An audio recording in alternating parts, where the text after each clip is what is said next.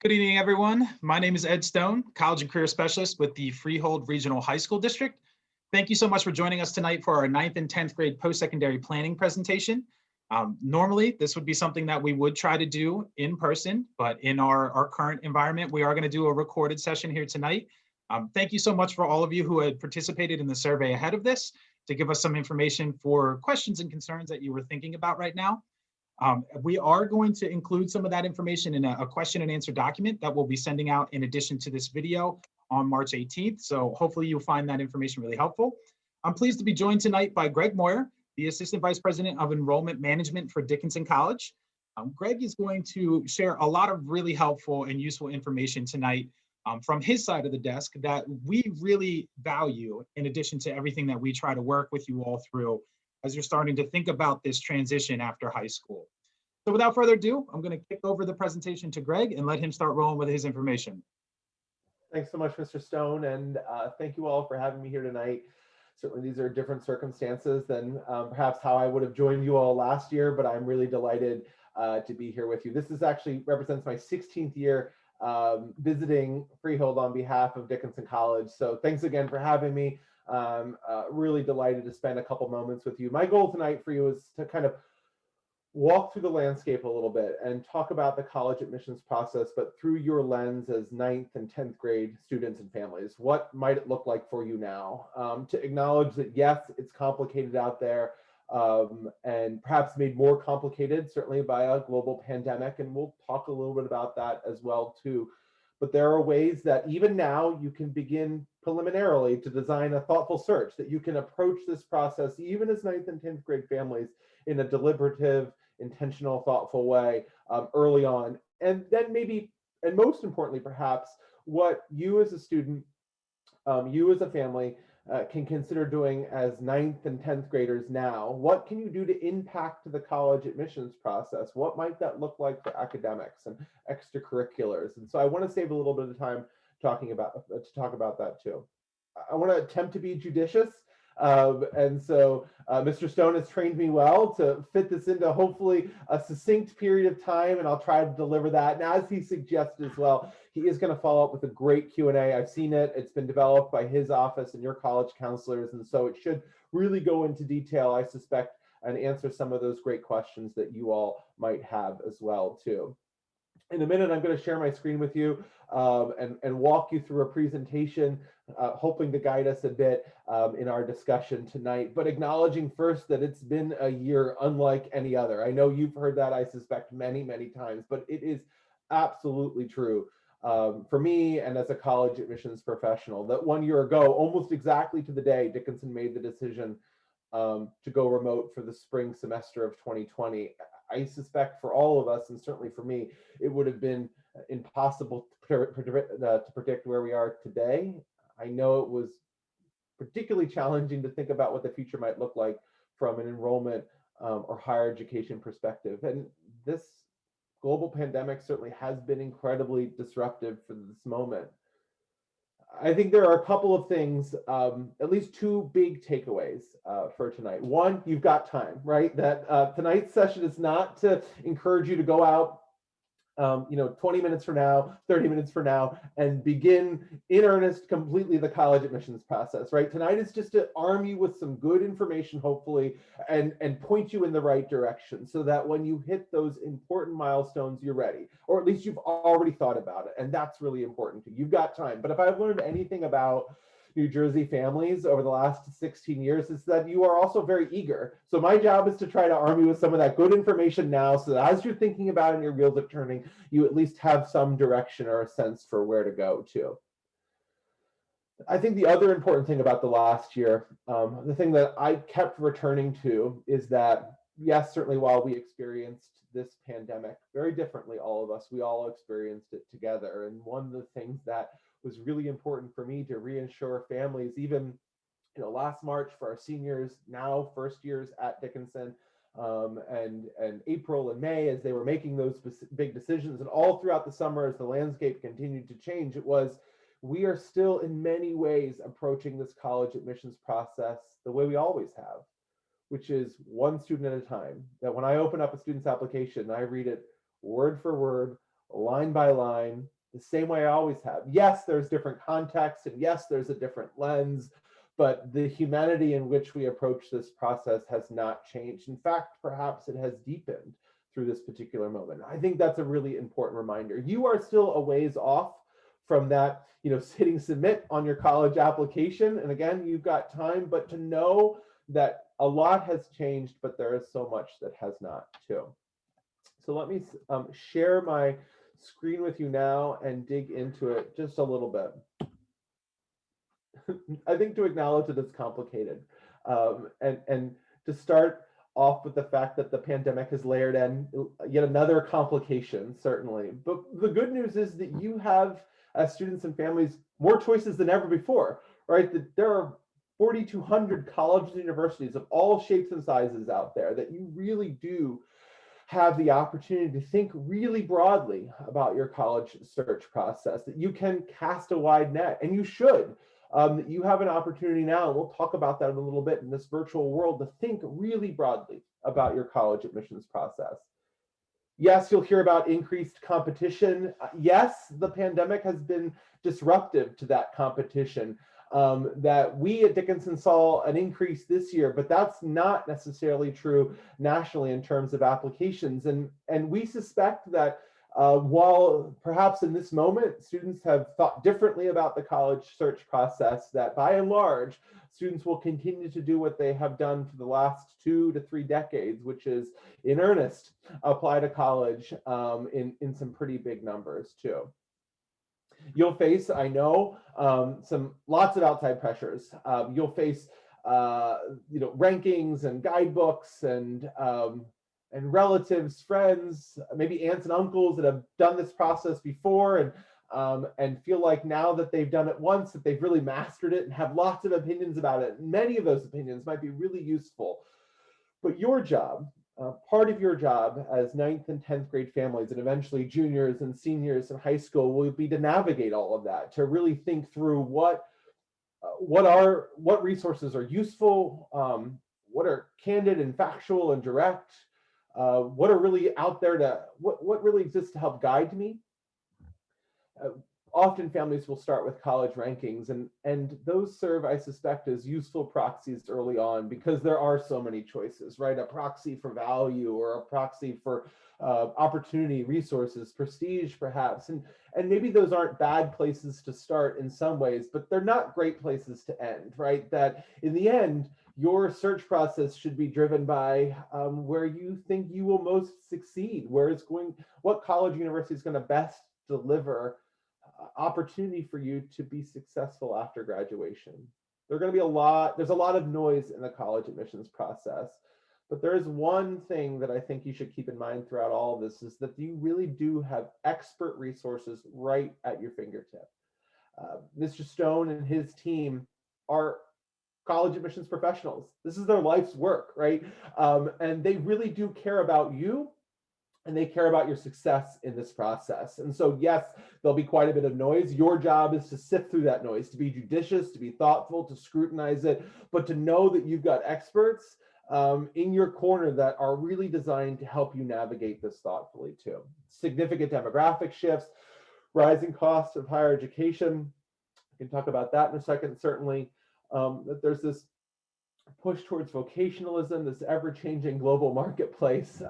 Dickinson, just exactly a week ago, introduced a new major in data science. In the top 100 liberal arts colleges in the United States, we found there were 5 colleges offering data science majors. If you remove the service academies from that, I believe there were 2 left, and now 3 with Dickinson. And so what that means is that this marketplace, or life for you after college, is really dynamic and often ever-changing. Often speaks to the skill sets that we hope you learn in college. Some of them will always remain the same. We want you to write well, to think analytically, to work with data, to be creative. All of those things remain the same, but how you apply them, your nimbleness and your responsiveness to what lies ahead of you, is deeply important. and we really think should in some ways determine your college search process, right? That you should use what's happening in the wider world to guide you and help you select a college that's really going to prepare you for the 21st century.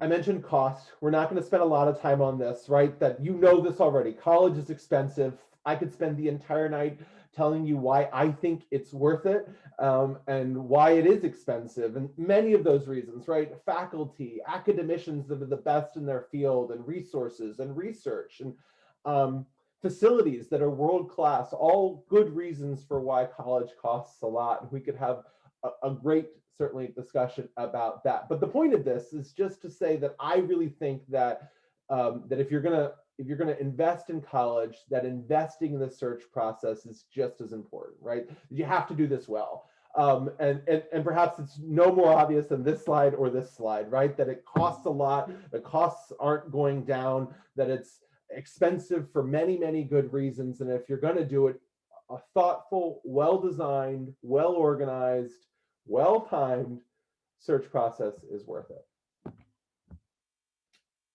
You're going to encounter, and for 9th and 10th grade families, for parents that have already gone through the search process, this is really familiar to you. But of course, there are many ways to apply. The Common Application is one of them. The slide is just to demonstrate what we already talked about, that there are a lot of applications out there. Even just through this one source alone, there are 900 member colleges, of which Dickinson is one. This is certainly the Common App existed when I applied to college. It's existed for many, many years. But even when I applied a number of years ago, I was sending an application that was different to Georgetown, and one that was different to UNC, and one that was still different to Dickinson, right? And so that, for the most part, you will encounter the Common Application, and you'll be able to streamline your process a bit. It hopefully takes a bit of that stress off of your plate, so you can really think about what we think are the important things, helping us understand who you are, what you value, what you bring to the table, how you might fit with our community, that you can spend time even beginning to think about that now, and less time thinking about the mechanics of the Common Application. I've been looking at Mr. Stone, and I typed my college application on a typewriter, and I felt a ton of stress about getting that X just on the right box, for the number of years I participated in high school soccer, right? You don't have to worry about that anymore. And perhaps that wasn't even a worry 20 years ago. Maybe that was just me. But to know, right, that the mechanics are not necessarily where you spend your time. We want you to spend your time thinking about, who are you? What gets you up in the morning? What do you love? What are you passionate about? I promised Mr. Stone that I would spend a moment talking about this moment, right? What we've described as a pretty disruptive moment, not just in higher education, not just in the United States, but obviously all around the world. That we did see a ton of deferment, college deferment nationally, students choosing to wait on their college decision process. You've got a lot of space between this moment and when you ultimately apply to colleges. This will not play a role in your college admissions process, but it was a big part, I suspect, for many families, and certainly on their mind about all these students changing their college plans. For many, many different reasons, but chief among them often this global and very disruptive pandemic. One of the silver linings about the pandemic, for us at least, has been a virtual search process. And I think this is something that is really good for you as well, too. It's something that I'm excited about as I think about you as 9th and 10th grade students and families, because it allows you to, I think really broadly about your search process. This is exciting. A few years ago, I worked with a student from New Jersey, and he was interested in engineering, and he thought perhaps it would be his potential major in college. And so I talked to him a little about what he liked about his high school experience and what he might be looking for in college. And he said, well, I liked small class sizes, I liked close faculty-student relationships, I liked getting to know my peers and really getting to know my faculty. I liked my classes most when they were maybe fewer than 15 students, when they were 10 students. And I said, okay, great. Where are you thinking about applying to? And he said, I'm thinking about Georgia Tech and Caltech, and I'm thinking about Michigan and Rutgers, and all excellent schools, all great places that would set you up for success after college. But as I listened to him, I heard a student that was interested in really small class sizes and maybe intimate relationships with the people and peers and faculty around him. And I asked him, I said, have you ever heard of Harvey Mudd? Harvey Mudd's part of the Claremont Consortium out in California. Harvey Mudd is arguably one of the best, if not the best, small engineering school in the world. It's excellent. My job is not tonight to get you to all to apply to Harvey Mudd as engineers. My job is just to simply to illustrate, right, that there are a lot of, for him, maybe Georgia Tech would have been a great fit, right? But at least in that moment, he was saying, I liked this, this, this, and this. And that place actually existed. And Harvey Mudd's not the only one, right? There are a lot of good colleges out there that fit that bill that you, I think now in this moment, because of what the pandemic did, allowed us to switch on that light and say, why haven't we been doing virtual information sessions and virtual, class sessions and virtual faculty office hours? And, Dickinson has had a virtual tour for years, but now we have this really robust suite of virtual opportunities. I think that's a really great moment for you that you can, even as a 9th and 10th grader, you can begin to dip your toes in the water without ever leaving home. Now, the word of warning, of course, is that you have to set some limits. That certainly we've seen some nervous juniors and seniors over the last year in high school, beginning or really deeply into their college search process. It's tempting, I suspect, to want to do 1 or 2 or 3 information sessions or visits a day. And you can now, right? You can go and visit schools in California and Florida and Pennsylvania and all around the country and around the world now. But you have to begin to set parameters, right? That it will be incredibly difficult to digest and retain and process all that information. So I'm telling you now not to run out and do 50 different virtual sessions, but I'm saying you have the chance to start and you can do it from the comfort of your own home. And that really didn't exist before this moment in time. So a word too about testing and maybe how COVID has affected testing. It certainly has affected its availability. That goes without saying. You probably already know that this was an incredibly disruptive moment in relation to all the testing agencies, specifically the College Board and the ACT, that many students did not have the chance to take a test at all this past year. And that will change, right, as the pandemic hopefully begins to wind down and our world looks like what we thought was more normal at one point, and you will have access to in-person testing again as part of your search process, I suspect, but you might also have at home or virtual testing available to you as well. It has certainly changed and shaped the way we've looked and evaluated the process, and I think it will change it going forward. It doesn't mean that testing won't be important, right? And I know that Mr. Stone will say and will encourage you all to think about testing as part of your process, right? Again, to try out and find out what testing process might work best for you. But there's a possibility now that it might not be part of your process at all. It doesn't mean you shouldn't still try it, right? That you shouldn't investigate it, that you shouldn't see if it works for you and is a good reflection of who you are now that the access has returned. But it does mean that there's a website called fairtest.org that exists to help you find all those colleges and universities out there that do not require standardized testing as part of their process. Perhaps are test flexible or test optional or test free. Test flexible, they allow you to send a different test, like an AP perhaps. Test optional, you don't have to send a test at all. Or test free, meaning there are colleges that doesn't consider testing as part of their college admissions process. Even if you've taken the test, you can't send it in, or you can send it in, but they won't look at it at all as part of the process. What I can tell you about what the pandemic has done is an explosion of test optional, test free, or test flexible institutions out there too. Institutions right in your backyard like Princeton and Harvard made the announcement last year that they would be test optional. Harvard's not in your backyard, but Princeton is, that they'd be test optional. And they made the announcement again that this year they would once again be test optional. I'll say 2 more comments, and then I know Mr. Stone will want to jump in here too. And that is the ACT or the SAT sunsetted the SAT 2. So that will no longer be part of your process. That is a pretty definitive, clear, I feel confident about saying that you will not see the SAT 2 as part of your college admissions process.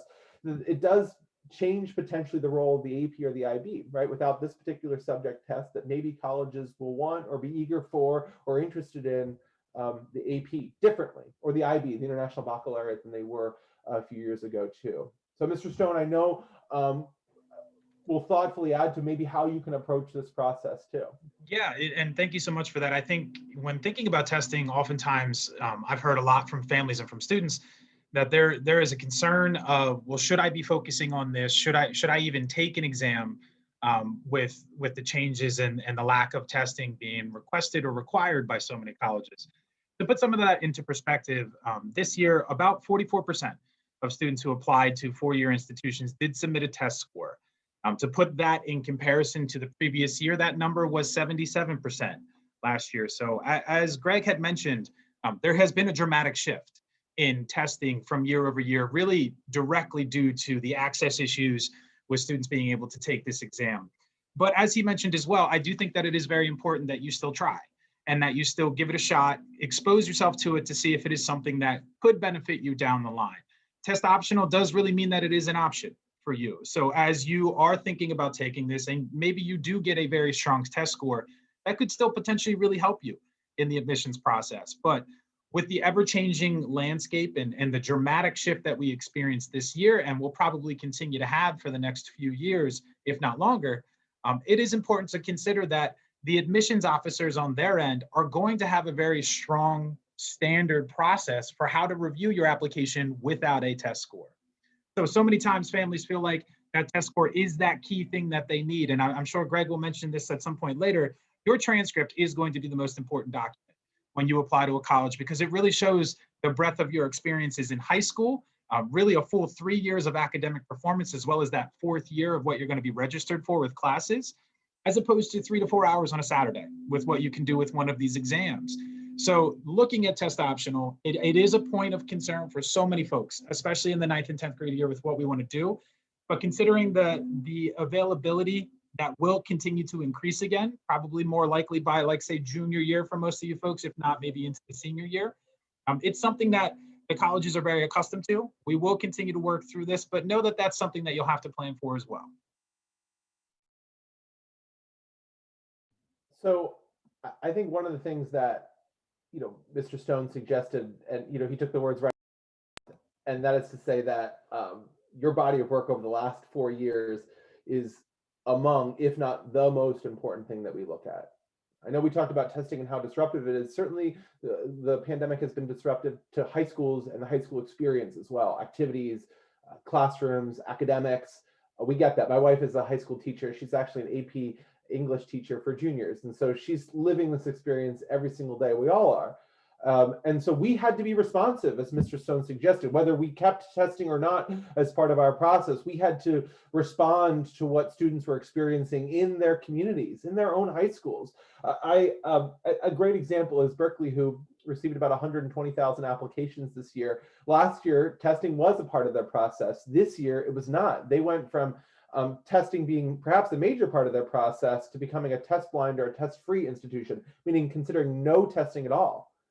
And they got really good at evaluating transcripts, the process, your application without testing.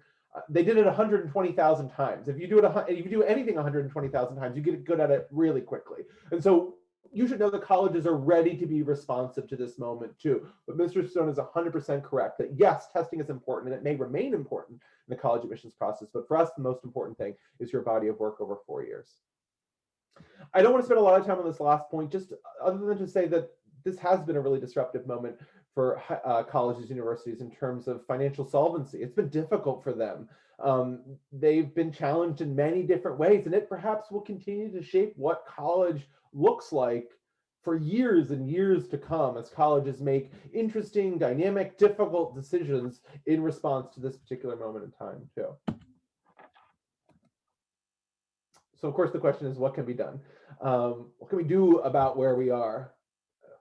Without spending any time on this at all, of course, this is the goal, right? That you start really big, as we talked about, and you narrow your search, that perhaps you visit, 15, 20, 25 colleges, some of them really close to home, and maybe you plan a couple trips further away, and you can do that virtually. You can even add to that list, and eventually you narrow it down. Maybe you find that one school, but for most students, and most often, they find that handful of schools that are really great fits for who they are and what they want to accomplish as well, too. Where to begin? There are lots of ways to begin this process, but I think a great one, especially for you all, you live in the most densely populated state in the union, and you've got a lot of resources at your fingertips that you can use.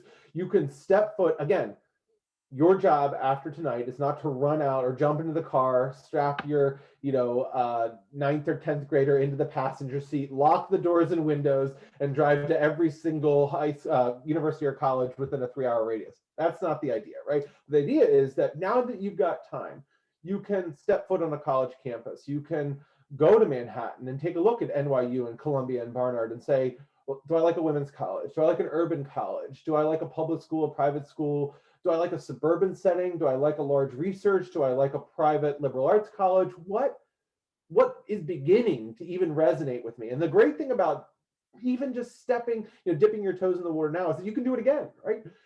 I didn't love the urban setting. Well, let me go back a couple months from now or a year later and see if that's changed for me. And it begins to guide and direct your search, that you can now, as 9th and 10th graders, begin to ask yourself questions about what you like. Why do you like it? Maybe even begin to pursue those things that you love with more depth or more earnestness. What classes do you like? What subjects do you like? Why? What teachers have really resonated with you? What excites you about your high school experience outside of the classroom as well? Eventually, we tell you to really consider the differences between a liberal arts college, a public university, a private university, big, small, all things we talked about, but really think about it, not just in terms of size or a football team. And this is not in an effort to be pedantic, but we know. I did a program a few years ago at a school not too far from you, actually very close to you, where we asked families to list 3 colleges and write them down on a piece of paper. And then we, the 2 presenters, rattled off 25 different colleges, right? The Ivies, the big publics that you all recognize, maybe some of the NESCACs or small liberal arts, and some popular Southern schools and things like that. And we asked people to raise their hand if they had 3 colleges left after we rattled off this list of 25 popular schools. No one in an audience of about 1,200 raised their hand. We asked them if they had 2 left. And a couple hands went up. We asked them if they had 1 left, and a couple more hands went up, but maybe no more than 20 families out of 1,200. What that means is that the vast majority of the nation is applying to the same 25 colleges over and over and over again. My job is not to say those aren't great colleges. They're excellent colleges, and for really good reasons. But your job, and you have the luxury as 9th and 10th graders, is to cast a wide net, to think really broadly about it, to ask yourself critical questions about why college or high school or classrooms or subjects or teachers or whatever might be really interesting for you. Right, that you can start virtually, you can do that now, and you can begin to do that over the next couple of years, that you should use your resources, that you should definitely use your expert resources right here in your backyard, and Mr. Stone and his entire team. You should be open-minded, but you should be skeptical, right? You should think thoughtfully about this process, that U.S. News and World Report perhaps is a good resource, but their job as a college ranking is not to help you find the right college. Their job is to sell more advertising dollars. There's nothing wrong with that. That's great. But their job at the end of the day is not to help you find the right fit. Their job, that's a secondary goal, right? Their primary goal is to make money for their shareholders, which is excellent. But you need to know that and be skeptical of all those resources out there. Finally, you should find a way to design a really thoughtful, so whatever that means for you. If you're a data person and you love spreadsheets, do that. If you're a journaler, write things down. If you love to do photos, do that. Maybe do a combination of them as they work for you. I will tell you though, at some point, we're going to ask you to write about yourself. We're going to ask you to reflect on who you are as part of a college admissions essay for almost every single college that you apply to, I suspect. Wake Forest is going to ask you to do 7 different things as part of their process. One of them is going to be to tell you your top 10. They want to hear what your top 10 is, whatever it is, right? My point is that maybe now as a 9th or 10th grader, you could start just writing a couple things down. I love this summer program because, or I love this activity, or I did this interesting thing, or this was a really seminal moment in my life because, 2 sentences, 3 sentences.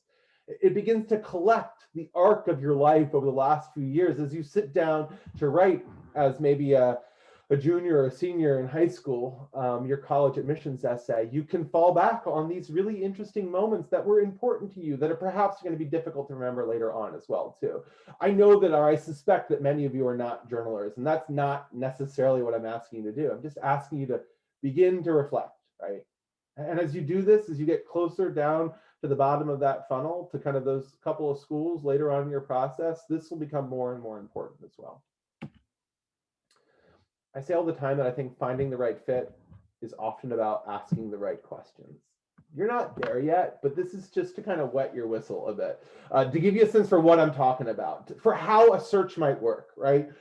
That early on, you ask the questions that we already talked about. Big, small, urban, suburban, what do I like, private, public, research, whatever it is, you start really broadly. You might get to a point where you say, well, I'm really interested in studying abroad. Great.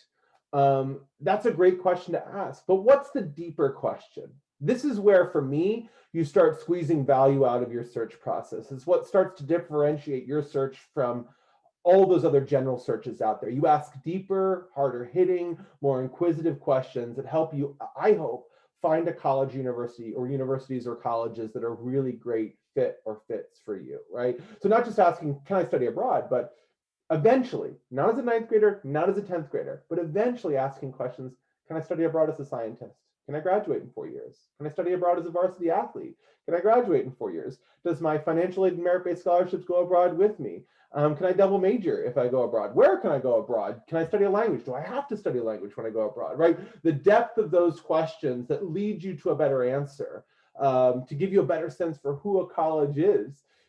I tell families all the time, if you want to know what a college really cares about, follow the money. A few years ago, Dickinson built an $85 million science complex. We have about 2,000 students on our campus. About a third of them, give or take, are scientists. And so just for that small proportion of students that are on our campus, 70% of our students study abroad. For that small proportion of our student scientists are on campus, we added an additional 200,000 square foot, $85 million science building to the campus. You better believe that year and subsequent years after that, we were trying to fill those classes with scientists. It's a great example of, like, what does a college value and where are they going and what are they hoping to do? Doesn't mean if they, haven't built a residence hall in 2 years, they don't care about how you live. Just as a general sense, right, for what they're thinking about, what the future might hold for them as well too. So eventually, not as 9th graders, not even as 10th graders, eventually start thinking about, how do I narrow this search down? How do I ask more of the colleges I'm interested in? So how do you impact it now? We started with this, and this is exactly where we're going to come back to, right? It goes without saying, and I love this quick graphic, and I'm sure you can see it, but it says, and the little piggy with the higher math and verbal scores lived happily ever after, the other two were swallowed up by a wolf. I love that, because this is kind of what Mr. Stone was saying. I recognize, or we recognize, your anxiety, certainly around testing, but just around the process in general. I'm here to tell you again that you've got time, but it does matter, right? It matters what you do in high school now. We care about, the classes that you take. We pay attention. At Dickinson, I can tell you exactly what we do. We pay attention to your rigor. We pay attention to your performance, and we pay attention to your context, right? What does your high school look like? What did they offer? What could you take within this context? How did you take it, or what was the trajectory of what you chose to take, and how did you perform along all of those steps? If you got really good at something, did you add to that, right? Or if you found a passion, I love writing, or I love the sciences, or I'm a thespian, or I'm a phenomenal mathematician. Did you find ways to add to that?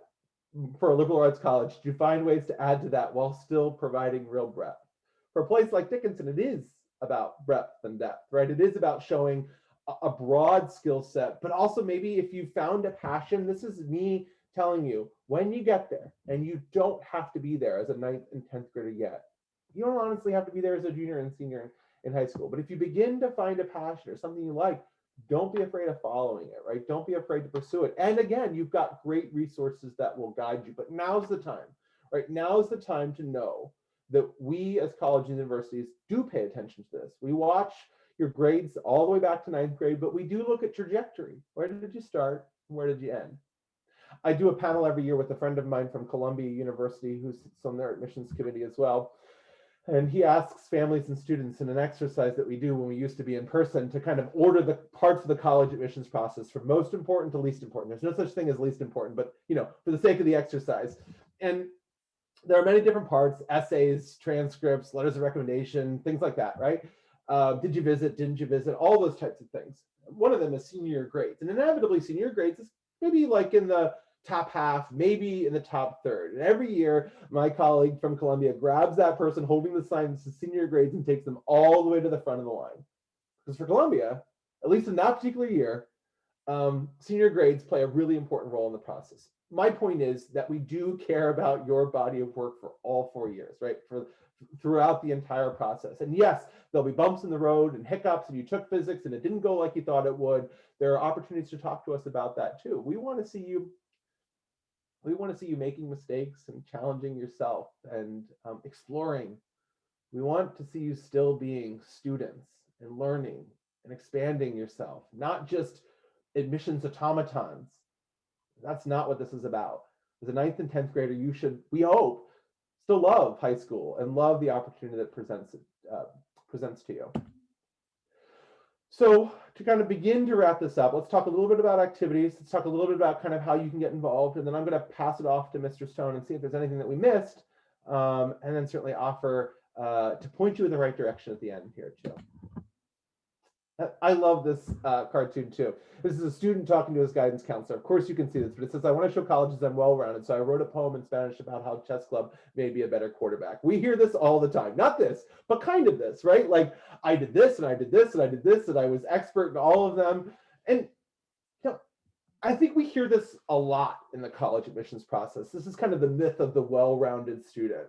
College is telling you all the time to get involved and do community service. And like, if you don't have service in your transcript, you're not getting into college. And maybe that's true of some colleges.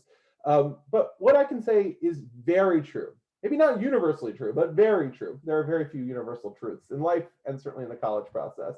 But what I can tell you is very true is that good colleges are looking for those well-rounded students. But I think great colleges are looking for something different as well.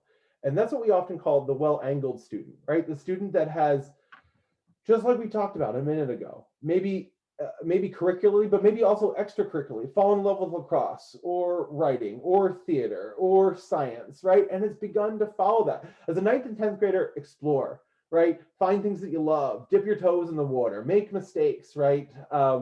Legal, conscionable mistakes, right? But make mistakes that allow you to try new things. And what I think great colleges really do is balance well the interplay between a well-angled student, right? That like kid that loves theater, but maybe doesn't do a ton of other things, and the well-rounded student. Why?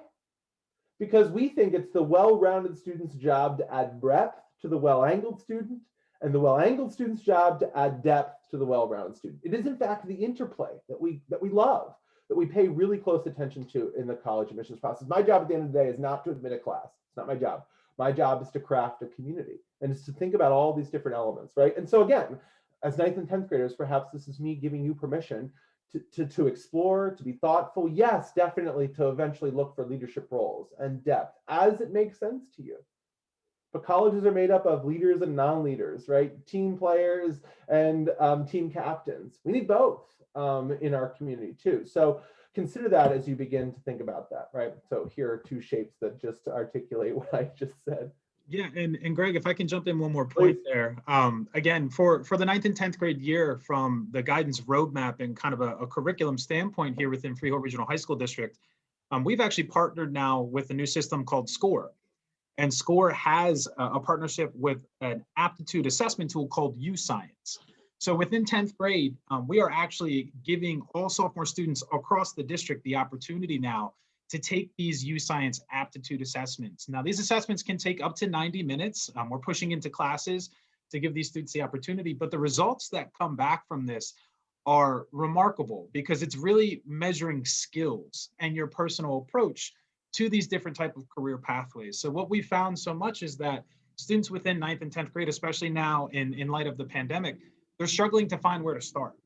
And for so many of you who may be listening to all of this great advice and information, We know that these are the things that we want to focus on, but how do we figure out, well, what do I get involved in, or what might be a great fit for me? And that's where U-Science really comes into play with SCORE as well.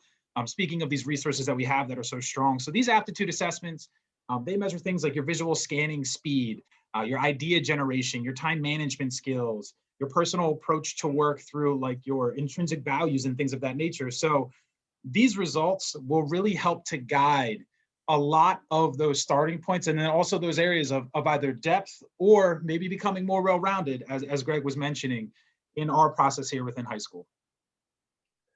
I think it's a great plug for something that I was thinking of as Mr. Stone was talking, which is only 7% of students enter college and leave college with the same major, right? So that it really is still, it remains, even on the college side, about exploration. And I'm not here to mislead you and say that some colleges aren't incredibly, hungry for this or for that, or expect this or that, right? They do. But even those colleges still at their core believe that their job is to open doors for students, to open your minds, and to encourage you to think really broadly about the world. And yes, eventually become perhaps technocrats and very good at one particular thing, but also aware and involved in lots of things. And I love that you all have a tool through SCORE that helps guide that process even early on, especially for those students that feel like, I'm not involved and I don't know what to do yet. Again, there's time, but now is the time to start thinking about those things too. Unplanning your summer. This is just my one quick note about unplanning your summer. And it's a mom talking to her daughter, perhaps. We want you to have fun as long as it's fun that enhances your college application. We hear this a lot around summers, right? That families feel a ton of pressure to do something with their summers. And I get the question all the time, if I go to Brown, or I mentioned Berkeley's or Dickinson's summer program, does it help me get into those colleges? And the answer is very definitively no. That attending a summer program at Brown isn't going to get you into Brown, right? And that's probably self-evident. Brown has a huge summer program, very robust, lots and lots and lots of students. They cannot admit all of their students that go to their summer program. So that part is definitely self-evident. The part that maybe isn't, right? And to be perhaps less jaded in that approach too, is that you might find a summer program at Brown really attractive. And you might love it for all the right reasons, because you want to do it.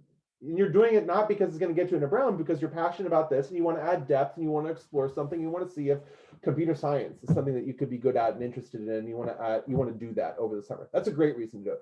What I can tell you is that maybe you do a summer program at Dickinson and you like it, it goes well, and what it might add to your process is additional self-awareness, and that is a good thing, right? So doing that might not necessarily get you into that college, but it might add to your self-awareness about the things that you love or don't love. And you know what? You've already spent time on a college campus. And if you end up applying to a place like Dickinson or Brown or Berkeley, you can speak to that in a really intimate way too, right?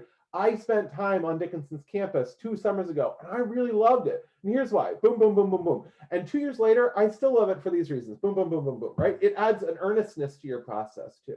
So it's not about the act of doing it that gets you in. It's about the substance, like all things, right? It's about the substance of doing it. And I also would say that there are many non-programmed summer programs that are phenomenal opportunities. A summer job, right, is a great way to get involved, to show professionalism, dedication to something that maybe you've not done before. We love a summer job. I met a student, Jacob, from Philadelphia a few years ago. I interviewed him. And he sat down in my office for the interview, and he introduced himself, and we got to talking, and very quickly, Jacob started talking about birds, and I discovered that Jacob was an ornithologist. And basically the only thing Jacob loved in the world, the thing he loved most, was ornithology. And immediately in my mind, I thought, Jacob, you and I have nothing in common. What are we going to talk about? But we talked about birds for the next 45 minutes. And you know what? It was great.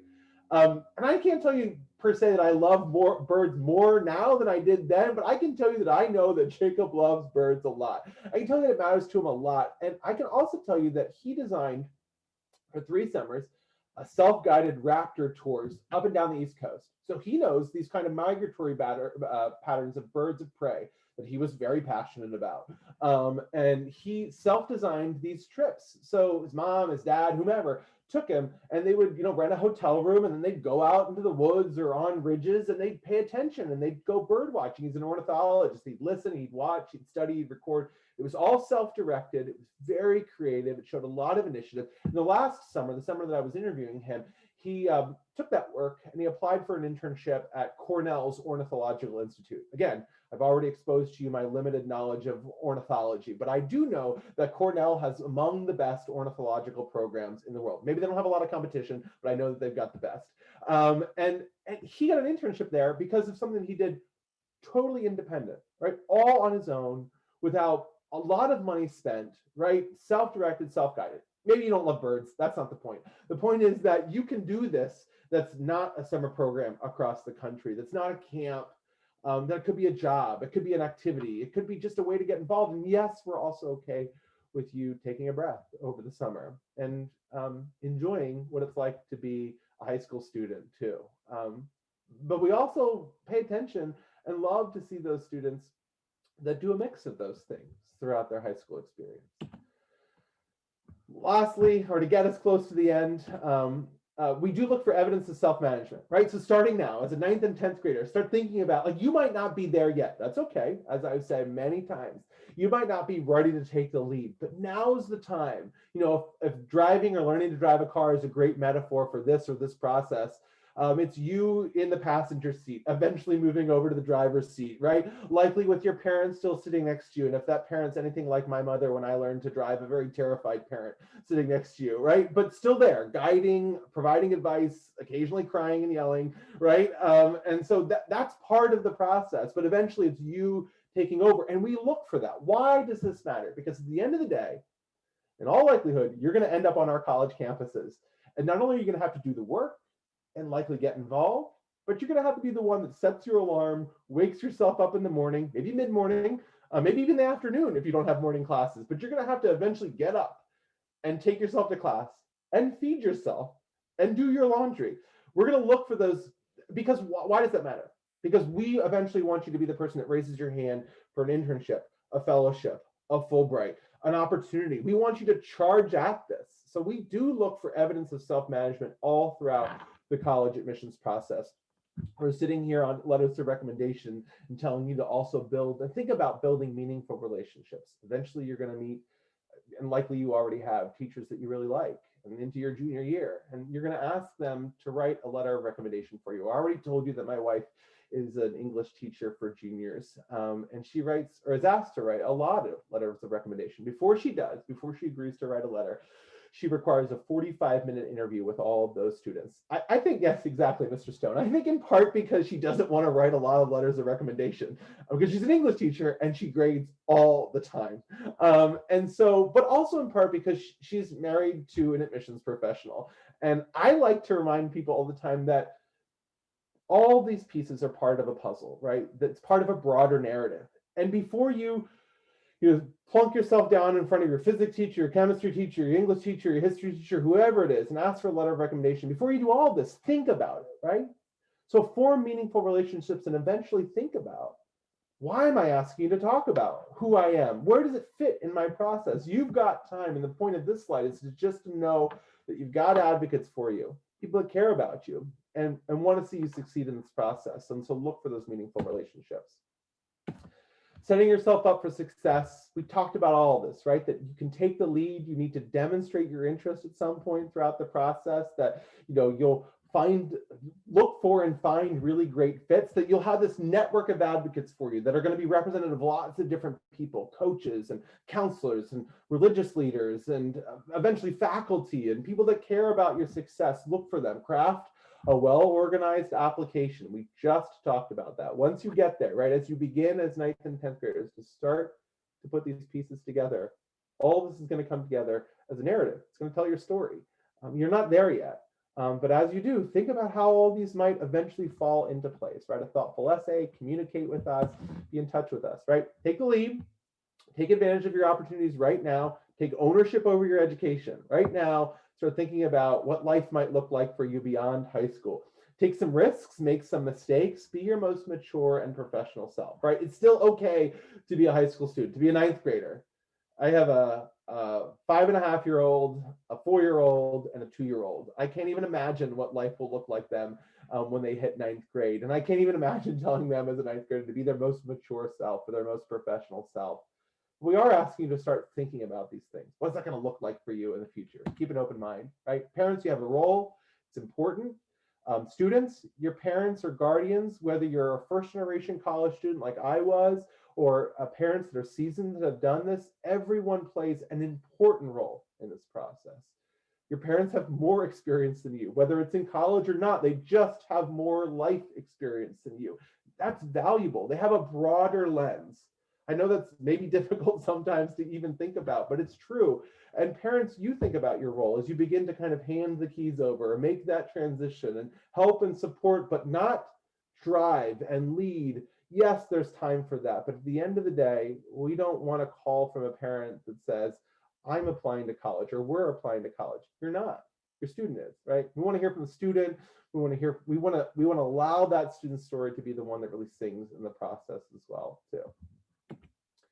Finally, it's just to suggest that this is the beginning, right? For some of you, perhaps you're already in it. For some of you, you're just starting to think about it.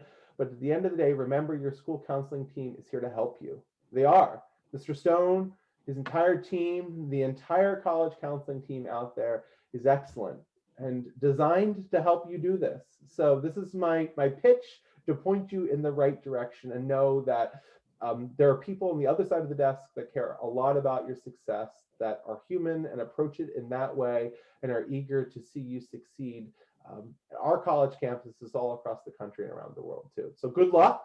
Thanks for having me here tonight. And we just deeply appreciate all the good work that your counseling teams did to get us here as well too. So thanks to them. Thank you so much, Greg. That was fantastic information. Really appreciated the pitch there at the end. And we are, we certainly are. I know that Freehold Regional High School District is 6 high schools with 37 counselors across this district. But we all have an individual interest and vested interest in the success of your students. So for us, we really wanted to share some of these best practices, some of the things that we've been seeing. Again, we have some very strategic things in place for what we try to do with students throughout 9th grade all the way up until them actualizing these plans of transitioning onto a college campus or maybe directly into a career. So a lot of this stuff is great food for thought at this stage of the game. And as you continue to dip your toes into the water and get more serious about this, please reach out to your school counselor. Please reach out to someone within the building who is here to help you and support you and advocate for you as you go through this. Thanks so much and have a great evening, everyone. Bye, everybody.